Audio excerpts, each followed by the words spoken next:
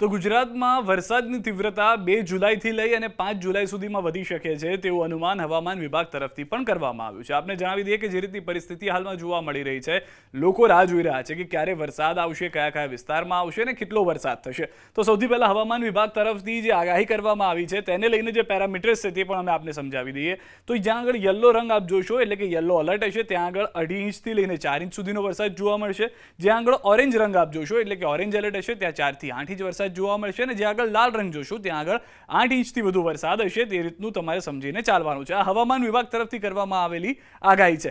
2 જુલાઈની શું પરિસ્થિતિ છે? 2 જુલાઈની અંદર દક્ષિણ ગુજરાતના તમામ વિસ્તારોમાં વરસાદની શક્યતા જોવા મળી રહી છે, જેમ કે સુરત છે, તાપી છે, નવસારી છે, વલસાડ છે અને ડાંગનો પણ તેમાં સમાવેશ થાય છે। એટલા વિસ્તારો એવા છે કે જ્યાં આગળ શક્યતાઓ છે કે 2.5 થી લઈ અને 4 ઇંચ સુધીનો વરસાદ જે છે તે બીજી જુલાઈએ જોવા મળી શકે છે। ત્યારબાદ વાત કરીએ 3 જુલાઈની, તો 3 જુલાઈની અંદર આપ જોશો તો જ્યાં આગળ યલો અલર્ટ હતું તે હવે ઓરેન્જ એલર્ટની અંદર પરિવર્તિત થઈ ગયું છે, જેમ કે સુરત, તાપી, ડાંગ, નવસારી અને વલસાડ કે જ્યાં આગળ અનુમાન હતું કે 2.5 થી 4 ઇંચ જેટલો વરસાદ થશે બીજી જુલાઈએ, તે હવે 3 જુલાઈએ વધી જાય છે। ત્યાં આગળ થઈ જાય છે 4 થી લઈ અને 8 ઇંચ સુધીના વરસાદની શક્યતાઓ, જે 3 જુલાઈએ છે। બીજી જુલાઈ આ વિસ્તારોની અંદર 4 ઇંચથી વધુ વરસાદ ન થઈ શકે તે રીતનું અનુમાન હતું, પરંતુ જ્યારે અહીંયા 4 થી 8 ઇંચ વરસાદ થાય છે તો પિક્ચરમાં આવે છે મધ્ય ગુજરાત, ભરૂચ, નર્મદા, વડોદરા અને છોટાઉદેપુર। અહીંયા યલો અલર્ટ આપી દેવામાં આવ્યું છે, એટલે કે અહીંયા આગળ 2.5 ઇંચથી 4 ઇંચ સુધીનો વરસાદ જે છે તે જોવા મળી શકે છે મધ્ય ગુજરાતની અંદર 3 જુલાઈના સાથે। અને એની સાથે સાથે દક્ષિણ સૌરાષ્ટ્ર પણ પિક્ચરમાં હવે આવી ગયું છે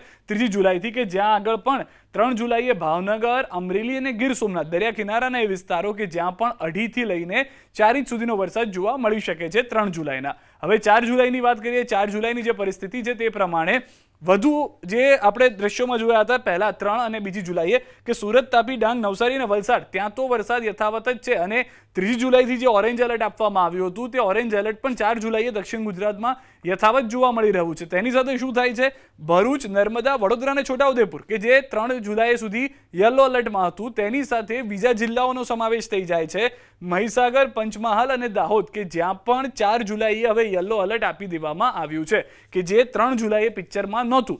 હવે દક્ષિણ સૌરાષ્ટ્રના વિસ્તારો અને સૌરાષ્ટ્રના વિસ્તારો કે જે પહેલા આપણે જોયું 3 જુલાઈ શું હતું, ભાવનગર, અમરેલી અને ગીર સોમનાથ કે જ્યાં આગળ યલો એલર્ટ આપવામાં આવ્યું હતું, પરંતુ 4 જુલાઈ થતા એ જે છે વિસ્તારો તે વધી જાય છે। જૂનાગઢ અને રાજકોટનો પણ સમાવેશ કરવામાં આવે છે કે 2.5 થી 4 ઇંચ વરસાદ જે છે તે હવામાન વિભાગના કહેવા પ્રમાણે 4 જુલાઈએ આ વિસ્તારોમાં પણ જોવા મળી શકે છે। 5મી જુલાઈનું પણ અનુમાન આવ્યું છે। 5મી જુલાઈના અનુમાનમાં પણ જે 4 જુલાઈએ આપણે જોયું તેવી જ પરિસ્થિતિ કાયમ જોવા મળી રહી છે। સુરત, તાપી, ડાંગ, નવસારી અને વલસાડ કે જ્યાં આગળ મેઘરાજા વારો પાડી શકે છે 3, 4 અને 5 ત્રણ દિવસ ઓરેન્જ એલર્ટ આપવામાં આવ્યું છે, એટલે કે 4 થી 8 ઇંચ વરસાદ જે છે તે એક દિવસમાં થઈ શકે છે।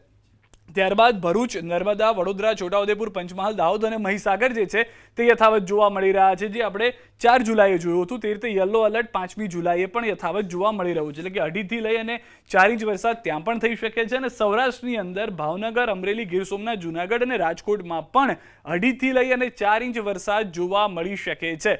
હવામાન વિભાગથી આ 2 તારીખથી લઈ અને 5 જુલાઈ સુધીનું જે હાલમાં અનુમાન છે તે આપવામાં આવ્યું છે અને 2.5 ઇંચથી લઈ અને 4 થી 8 ઇંચ સુધીનો જે વરસાદ છે તે અલગ અલગ વિસ્તારની અંદર જોવા મળી રહ્યો છે। અને એ વાત સ્પષ્ટ છે કે આપણે જે અનુમાન અલગ અલગ આગાહીકારો લગાવી રહ્યા છે અથવા તો હવામાન વિભાગ તરફથી કરવામાં આવી રહ્યું છે, તો શક્યતાઓ પૂરેપૂરી છે કે જુલાઈના શરૂઆતના અઠવાડિયાથી શરૂઆતથી 2 તારીખથી જ કદાચ 5 તારીખ સુધીની અંદર, 6 તારીખ સુધીની અંદર સારો એવો વરસાદ ગુજરાતમાં જોવા મળી શકે છે।